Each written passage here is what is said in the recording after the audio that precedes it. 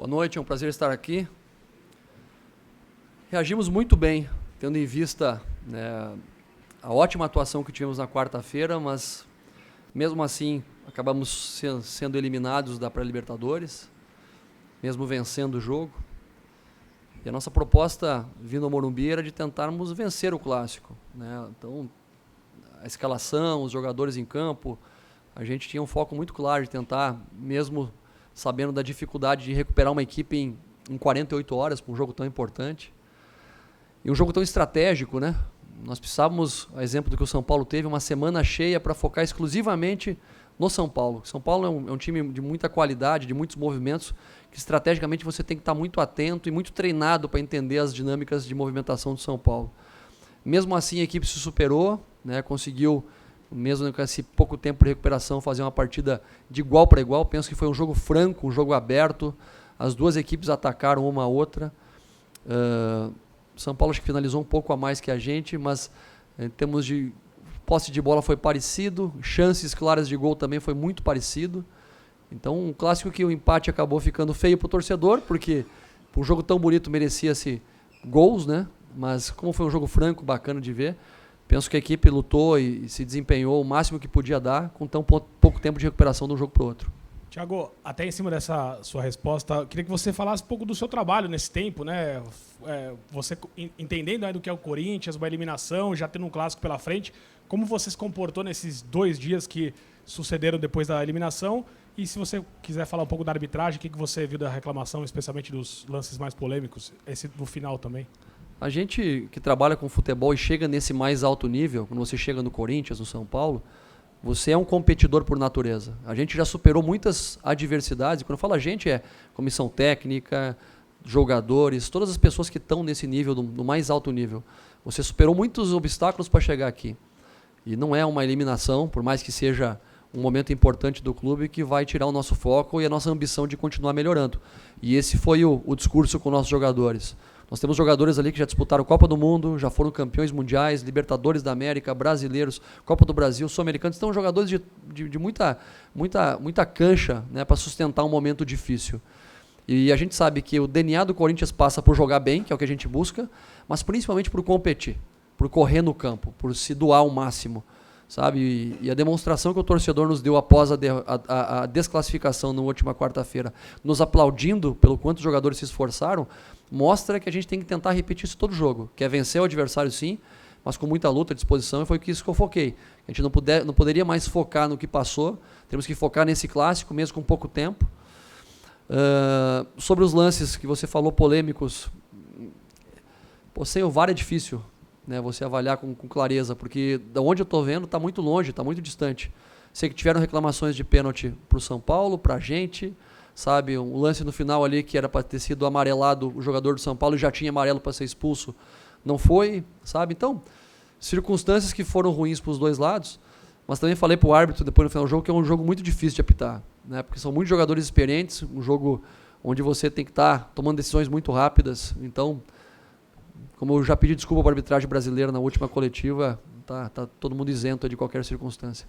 Tiago, ainda à sua direita, queria que você, por favor, falasse de 2 jogadores, né? O Johnny Gonzalez, que foi debutante hoje, né, como titular, se você pensa em dar uma sequência para ele na equipe principal, e sobre mais uma, o Lucas Piton, né, que mais uma vez, num clássico, correspondeu, e se já colocou alguma coisa na tua cabeça, se ele merece ou não uma sequência como titular, por favor. O Lucas merece ser titular, assim como o Sid Clay merece por tudo que ele fez na carreira já. Eu comentei com alguns amigos, até inclusive da imprensa, lá no off, no bate-papo no CT, que o Lucas é um menino que está sendo preparado para ser o lateral esquerdo do Corinthians. E eu tenho bastante experiência com formação, sabe? E tem momentos pontuais que você coloca o jogador para jogar e momentos que você tira ele, sabe? É um processo de entrada e saída da equipe até que ele possa ser esse jogador firmado.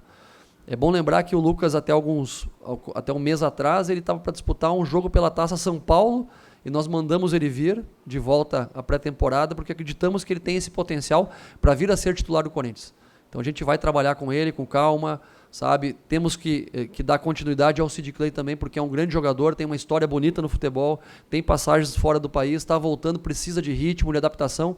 Eu não posso simplesmente descartar um jogador. Eu tenho que estar todo mundo inteiro, e o Sid Clay é importante, como o Lucas está provando que é um grande jogador e tem um futuro brilhante.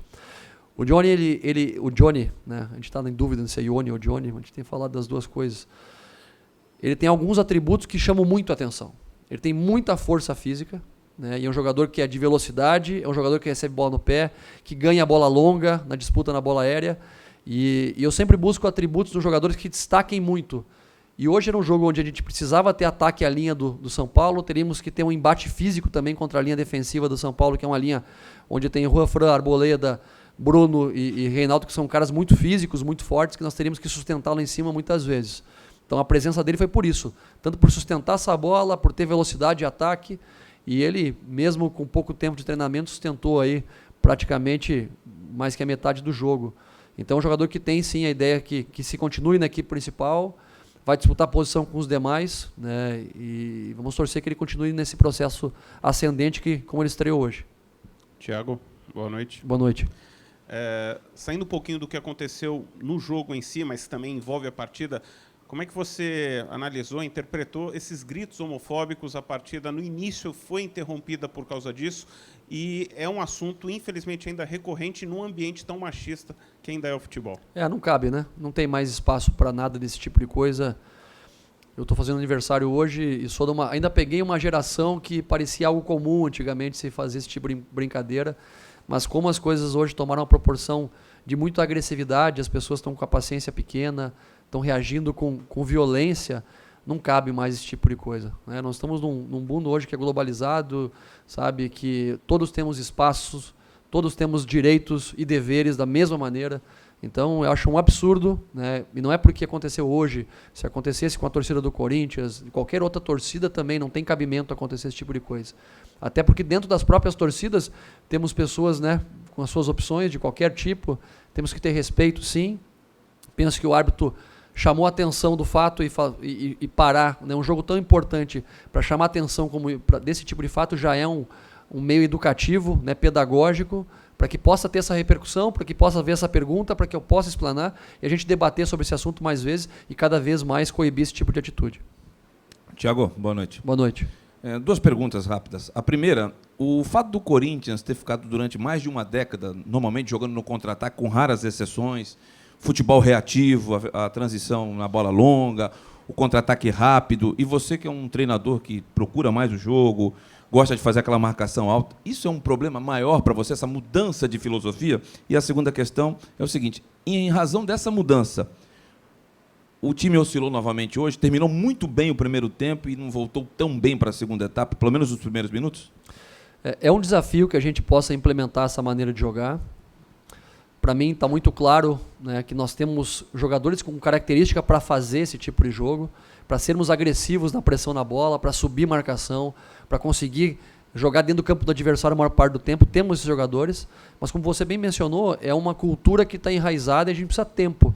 E o tempo quer dizer número de jogos, para você ir atuando, mudando, repetindo, né? Então isso tem um papel importante que a gente não controla somente de um dia para o outro. Precisa jogar e errar muitas vezes para você, a partir das experiências acumuladas, conseguir evoluir e mudar a cultura.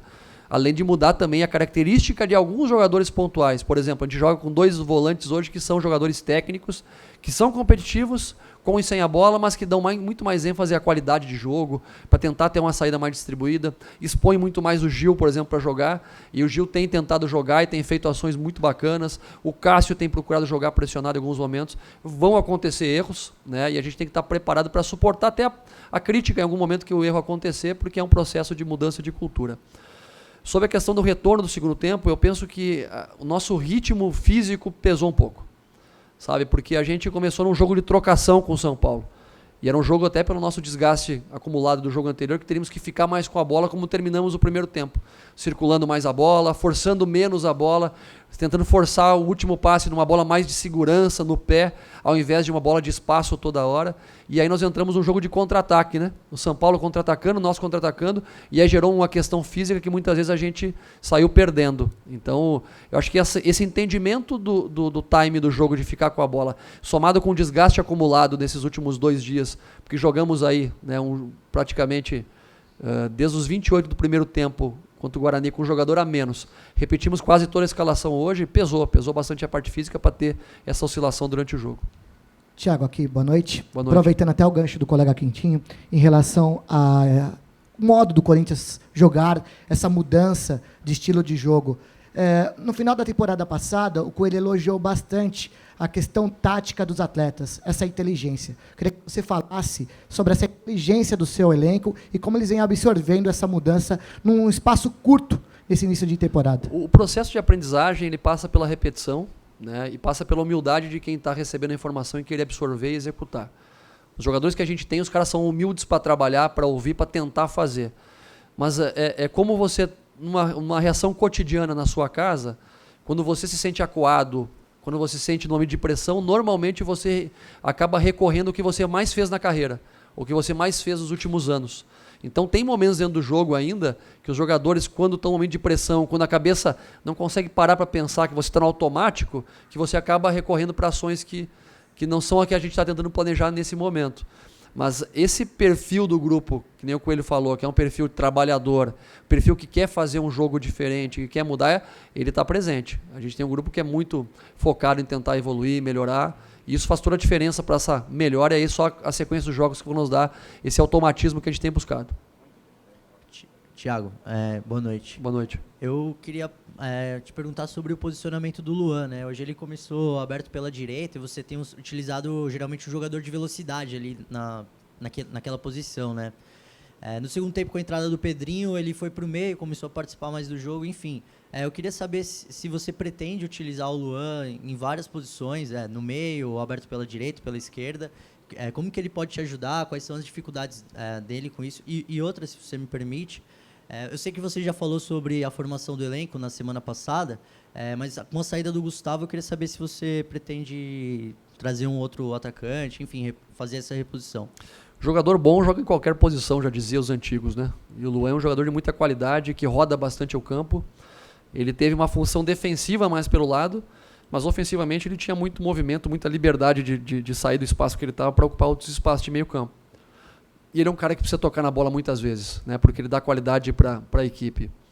A composição com o Luan, ela passa muito por você criar meios para que no setor que ele está localizado estejam jogadores que deem largura no campo, que usem o limite na largura do campo e também profundidade. Você deve ter percebido hoje que por muitos momentos o Love deu profundidade no lado onde o Luan estava. Até o Bozelli em alguns momentos também fez movimentos para lá, né? Porque a gente precisa ter essas compensações. Às vezes o Fagner deu a profundidade, chegou algumas vezes até em condição de finalização ou de cruzamento. Então quem vai estar no setor não é o mais importante. O importante é que a gente tenha sempre jogadores preparados para ter profundidade, ter largura, ter bola no pé, opções para alternar o jogo. E depois a característica individual faz acontecer muito disso. Sobre a saída do Gustavo, nós tínhamos 3 jogadores de referência, que são o Love, o Bozelli e o Gustavo, os 3 diferentes um do outro. A gente enxerga o Gustavo, ou enxergava o Gustavo como um jogador por uma característica bem específica, num jogo de cruzamento na área, um jogo de bola aérea, onde ele é especialista. E até com a saída da competição sul-americana, que é um tipo de jogo que tem muito disso, a gente, né, a opção da direção, mas também, né, eu envolvido com isso, optou também por liberá-lo, porque tínhamos a certeza que os jogadores que estão aqui podem dar conta do recado mais próximo da característica de jogo que a gente deseja. Um jogo mais de aproximação, de presença de área, mas com movimento, né, não daquele jogador tão fixo. Sobre buscar outro aí, eu vou conversar com o Duílio, o presidente, ver se eles abrem o bolso para a gente. Nada. Boa noite. Primeiramente, parabéns pelo seu aniversário hoje. Obrigado, amigo. 2 perguntas também. Qual que é a importância do Camacho e do Cantilho nesse teu estilo de jogo, né? E eu também queria saber se você já tem alguma informação sobre o Pedro Henrique, né, que saiu machucado, ele que vem sendo titular aí da sua equipe. Obrigado. Pô, que bom que você me oportuniza falar desses caras aí, né? Porque o Camacho tem feito grandes atuações, né? E por mais que eu tente não acompanhar muitas das notícias, as coisas chegam, né? O jogador ouve, as pessoas ouvem. São jogadores que foram recebidos com certa aversão o retorno até o Corinthians, né? O Camacho está fazendo uma grande temporada, é um jogador extremamente competitivo e tem uma qualidade de jogo e uma coragem para jogar pressionado que impressiona, né? Então, o Cantillo e o Camacho se complementam. sabe? Tem qualidade de jogo, tem competitividade. Nos momentos de pressão eles aparecem para pedir a bola. E não é o meu modelo de jogo, mas o futebol hoje, eu penso que você tem que ter jogadores que tentem ter o prazer de ficar com a bola, mas usar desse prazer para tentar chegar ao gol, o ataque, para serem jogadores verticais, jogadores que busquem o gol, sabe? São caras que vão ao encontro disso, são caras muito importantes.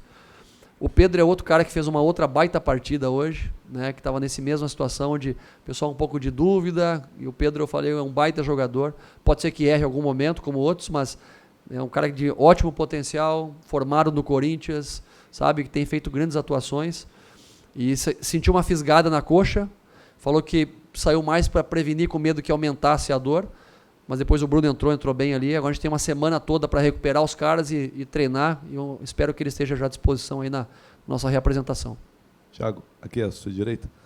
Me chamou a atenção que no final do jogo o Corinthians teve 2 faltas próximas da área, uma que o Fagner bateu na barreira e outra que o Luan chutou e quase que o Corinthians faz o gol, o Thiago Volpi fez uma grande defesa. Quer saber por que a falta que era boa para o Luan bater, era mais para o destro, tudo, ele deixou para o Fagner, sendo que ele quase fez o gol depois, se é algo pré-definido ou se eles que conversam dentro de campo? Os dois têm liberdade de bater porque os dois treinam. Então os dois treinam de maneira muito parecida, o Luan e o Fagner. A gente tem pedido para o Fagner treinar muitas bolas paradas porque ele bate muito bem na bola, né? E tem um aproveitamento muito bom daquela batida. E aí quem vai bater na hora do jogo, eu dou liberdade para eles escolherem. Pelo momento do jogo, o estado físico, o nível de confiança, eles têm essa autonomia e eles têm que exercer essa autonomia dentro do campo. Um dos problemas que eu vejo do jogador de futebol hoje em dia, que difere do passado, é que o jogador de futebol hoje precisa de muito roteiro. Você tem que desenhar tudo para ele, né? E o bacana era quando os caras resolviam os problemas por conta dentro do campo. Porque com um estádio lotado que nem hoje, o jogador não ouve o treinador muitas vezes. Ele tem que resolver o problema do jogo. Você tem que ter autonomia para, em algum momento, as coisas não estão andando bem, para tomar uma decisão, daqui a pouco tática, e melhorar o time, ou tentar corrigir alguma situação. Então eles têm essa autonomia, têm essa liberdade, porque treinam para isso. Thiago, jogar com 2 centroavantes é uma coisa que você já está em mente e para a sequência da temporada. Eu falo isso porque parece que te obriga, às vezes, a jogar com 2 linhas, como hoje o próprio o Johnny, acabou jogando na segunda linha do lado esquerdo e a gente não viu a característica dele, que é um jogador de profundidade, porque acabou atuando na segunda linha, já que o time está jogando com 2 centroavantes. É o que você tem mesmo para a sequência, é manter os 2 centroavantes ou você pode variar? Posso variar, até porque depois no segundo tempo a gente mudou também, botou o Pedrinho, trouxe o Luan para dentro, né, mudou um pouco a característica para tentar ficar um pouco mais com a bola, chegar mais pelas laterais. É importante a gente criar esse repertório de alternativas. O Johnny é um jogador que pode jogar aberto, como já jogou muitas vezes, e também como segundo atacante por dentro. E quando você fala em 2 centroavantes, eu enxergo o Mauro mais centroavante, né, e o Love mais atacante, com mais movimento, com mais mobilidade. Inclusive, as melhores fases do Mauro Bocelli foram quando ele jogou com 2 caras infiltrados, ele mais um, no tempo do Estudiantes, depois no México também. Então até o meia que vai jogar com ele ali tem que ser um meia de chegada na área, para fazer esse segundo atacante, senão ele fica muito solitário. E mais uma vez ele teve chances hoje de fazer o gol, até teve uma chance bem importante ali, 2 chances bem importantes, né, e que mostra também que ele está ali toda hora chegando perto do gol. Então são alternativas, de acordo com o adversário, do momento do jogo, que a gente vai tentar reproduzir durante a temporada. Oi, Thiago, tudo bem? Tudo bem, Parabéns você? pelo seu aniversário, tudo bem. Obrigado. Eu estou fazendo uma matéria sobre o embate entre você e o Diniz, que vocês já se conhecem, já trabalharam juntos. De alguma maneira, ter trabalhado junto com ele te ajudou na partida de hoje a decifrar um pouco o jogo dele? O que você poderia falar dele também como profissional? Eu sei que isso é corriqueiro, sabe, de falar em embate, mas o embate é entre Corinthians e São Paulo. Não dá para personificar nos treinadores isso aí, sabe? O embate é entre os jogadores. Eu sei que tem questões estratégicas, né? E é nesse o foco que você está perguntando. Penso que sim, contribuiu, né? Porque por ter acompanhado o trabalho dele, eu sou grato a ele, né? Pelas oportunidades que ele me deu lá no Atlético, né? Por o quanto eu pude aproveitar o trabalho dele, ver as coisas que ele fez, né? Mudar o que eu não acreditava que dava certo. Mas ele é um cara que sempre foi muito solícito comigo quando trabalhamos junto e pude acompanhar algumas movimentações, somado com o estudo que fizemos da equipe do São Paulo, né, pelo nosso departamento de análise. Então, contribui porque a gente imagina como vai ser o jogo, um jogo de muita aproximação, muita troca posicional. Se você às vezes tenta marcar o São Paulo pensando no número da camisa deles, você tem dificuldade porque vai acompanhar o jogador que está trocando de posição e vai abrir espaço para ele jogar. Então, sim, algumas situações já de ter trabalhado com ele ajudaram, né? E outras são diferentes porque muda de time para time. Fechou, obrigado. Valeu, gente. Boa noite.